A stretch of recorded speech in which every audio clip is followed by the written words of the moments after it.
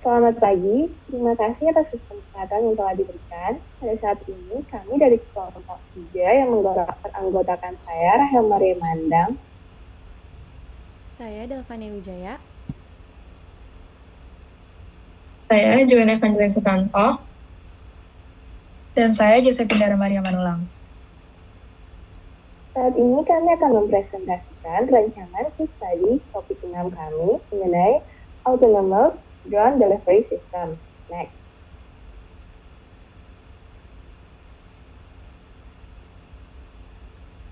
Berikut merupakan outline dari presentasi kami. Next. Pertama-tama kita masuk pada bagian description. Next.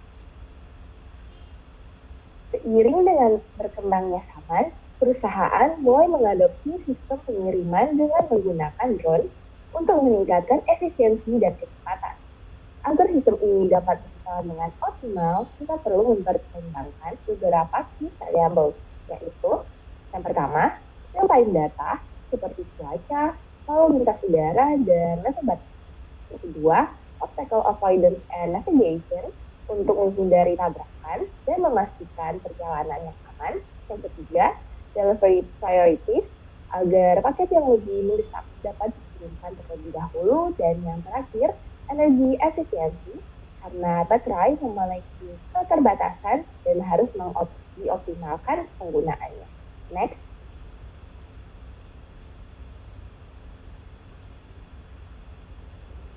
Dari variabel-variabel tersebut, kita dapat memiliki beberapa tujuan utama untuk menyelesaikan permasalahan ini, yakni yang pertama, mengembangkan solusi komputasional untuk mengoptimalkan rute pengiriman drone, memastikan sistem dapat menyesuaikan diri secara real-time dengan kondisi aman, menyeimbangkan kecepatan pengiriman, efisiensi energi, dan keamanan dalam operasi, dan yang terakhir, mengimplementasikan algoritma klasik untuk mencapai solusi yang efektif.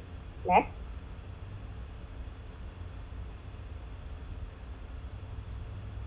Namun ada beberapa tantangan yang harus dihadapi yang meliputi ketidakpastian kondisi cuaca, pengelolaan penghalang, pengelolaan prioritas pengiriman, dan pengoptimalan penggunaan energi. Next.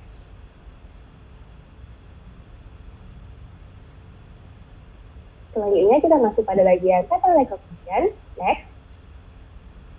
Pattern recognition berperan penting dalam meningkatkan efisiensi dan keamanan dalam sistem pengiriman drone autonom. Dalam real-time data analysis, sistem dapat mengenali pola perubahan cuaca ekstrim yang terjadi pada waktu tertentu dan memprediksi jalur penerbangan yang lebih aman. Dalam obstacle avoidance and navigation, sensor visual dapat memungkinkan drone mendeteksi pola hambatan seperti adanya gedung masjid ataupun pepohonan, serta menyesuaikan rute untuk menghindari adanya tabrakan. Next.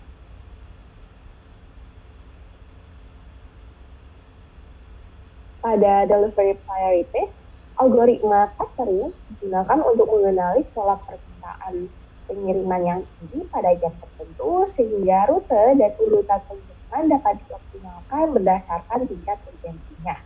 Sementara itu, dalam energi efisiensi, sistem menganalisis pola konsumsi daya berdasarkan kondisi penerbangan dan menyesuaikan kecepatan serta ketinggian untuk menghemat energi tanpa mengurangi efisiensi dalam pengiriman. Dengan penerapan pattern recognition, drone dapat beroperasi lebih cerdas, adaptif, dan efektif untuk menghadapi tantangan di lapangan. Next.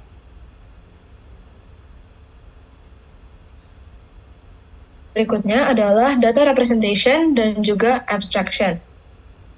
Jadi di dalam kasus ini akan terdapat beberapa data yang diperoleh untuk proses pengiriman drone. Yang pertama dapat dikategorikan sebagai drone data yang meliputi ada drone ID, battery percentage, atau persentase baterai yang ada pada drone, kemudian koordinat lokasi drone sementara, dan juga speed ataupun kecepatan drone dalam satuan kilometer per jam. Kemudian berikutnya ada delivery request data yang meliputi 4 variabel lebih spesifik, yaitu ada packet ID, prioritas, kemudian destinasi dalam bentuk koordinat juga, dan targeted time window ataupun rentang waktu di mana paket itu diharapkan untuk tiba. Berikutnya ada juga environmental context data yang kembali dispesifikasi menjadi 4 variabel, yaitu ada location, weather ataupun cuaca di mana nanti menjadi target lokasi pengiriman. Kemudian ada juga obstacles ataupun rintangan yang mungkin dihadapi dalam proses perjalanan drone, dan ada juga air traffic atau restricted zones yang tidak bisa dilalui oleh drone. Dan yang keempat adalah route visibility data yang kembali dispesifikasi menjadi 5 variabel lebih spesifik, yaitu ada route code, start location, dan juga end location dari drone ini nantinya.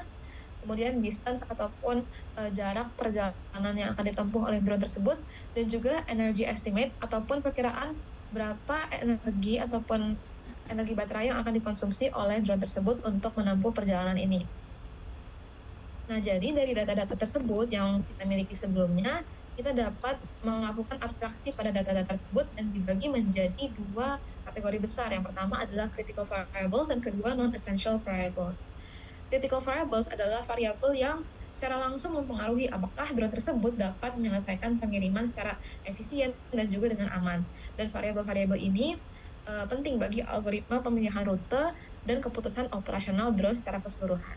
Contohnya seperti drone battery level, karena menentukan apakah drone tersebut punya energi yang cukup untuk mencapai tujuan dan kembali dengan selamat. Lalu priority dan time window, di mana keduanya ini mengendalikan urutan pengiriman, di mana pesanan dengan urutan prioritas yang tinggi ataupun time window yang lebih sempit akan dilakukan pengirimannya terlebih dahulu. Lalu ada juga weather conditions, yang secara langsung juga mempengaruhi keselamatan penerbangan dan pemakaian energi, karena jika cuacanya buruk, akan lebih tidak aman untuk terbang dan juga membutuhkan energi yang lebih besar. Misalkan kalau anginnya kencang, perlu energi yang lebih besar untuk dapat menembus angin kencang tersebut. Kemudian ada juga obstacles yang sangat penting untuk navigasi yang aman dari drone tersebut agar nantinya algoritma dari drone ini menghindari obstacle-obstacle seperti mungkin pencakar langit ataupun objek-objek konstruksi seperti crane. Lalu ada juga distance yang berkorelasi langsung dengan konsumsi energi dan juga waktu penerbangan drone secara keseluruhan. Lalu ada juga energy estimate yang memungkinkan sistem itu untuk memeriksa apakah suatu rute itu memungkinkan berdasarkan kapasitas baterai drone saat ini. Lalu ada juga non-essential variables yang berbeda dari critical variables. Variabel-variabel ini tuh tidak secara langsung mempengaruhi performa dari drone tersebut.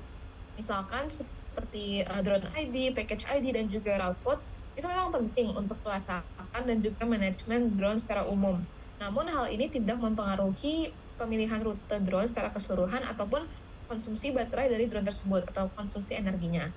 Kemudian ada juga speed yang sebenarnya cukup penting, tetapi diasumsikan relatif stabil dan dapat diprediksi dan tidak sefluktuatif variabel-variabel lainnya seperti uh, baterai percentage, sehingga tidak begitu penting bagi algoritma dari pengoperasian drone ini.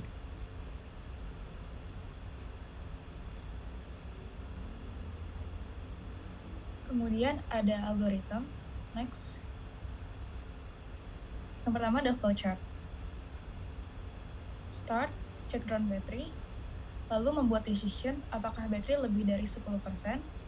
Apabila tidak, go back to hub and recharge, dan loop ke cek drone battery. Lalu apabila ya, calculate maximum drone range. Kemudian kembali membuat decision. Are there any unassigned package? Apabila tidak, maka selesai. Apabila ya, select highest priority package. Kemudian, check weather and obstacles. Lalu kembali membuat decision, apakah drone aman untuk terbang? Jika tidak, add package to unassigned package, lalu loop ke check drone battery. Apabila ya, check air traffic and no-fly zones. Kemudian kembali membuat decision, is the route suitable for drones passing by? Apabila tidak, add package to unassigned package, dan kemudian loop kembali ke check drone battery. Apabila ya, update battery and coordinates. Lalu deliver the package, go back to the hub, lalu kembali membuat decision, any unassigned package left? Jika ya, kembali ke check drone battery. Apabila tidak, maka selesai. Next. Oke. Berikut tampilan Sudoku berdasarkan algoritma yang udah diperjelas sebelumnya oleh flowchart. Nah, boleh di next. Di sini kami akan menjelaskan mengenai detail dari algoritma. Jadi, yang pertama itu bahwa sorting paket dilakukan dengan pendekatan yaitu greedy algorithm. Jadi, paket akan diurutkan terlebih dahulu berdasarkan prioritas. Nah, jika ada beberapa paket dengan prioritas yang sama, maka paket yang dipilih itu adalah paket dengan jarak yang terdekat. Yang kedua adalah efisiensi algoritma, yang terdiri dari pertama ada sorting unassigned package, yang dirumuskan dengan O dalam kurung N log N, dan ini dilakukan sekali sebelum memilih paket. Yang kedua adalah selecting the highest priority package, yang memiliki rumus O dalam kurung 1. Nah, dilakukan setelah sorting. Yang ketiga ada loop for all package dengan rumus O dalam kurung N dalam kasus terburuknya. Dan yang keempat ada condition checking in loops dengan rumus yang sama seperti selecting the highest priority package, yaitu 0 dalam kurung 1 per iteration, dan juga O dalam kurung N per totalnya. Jadi total complexity dari keempat ini adalah O dalam kurung N log N. Boleh di next. Nah, berikut kita akan menganalisis satu persatu algoritmanya yang bisa dipanggil dengan Big O. Yang pertama itu ada starting unassigned package.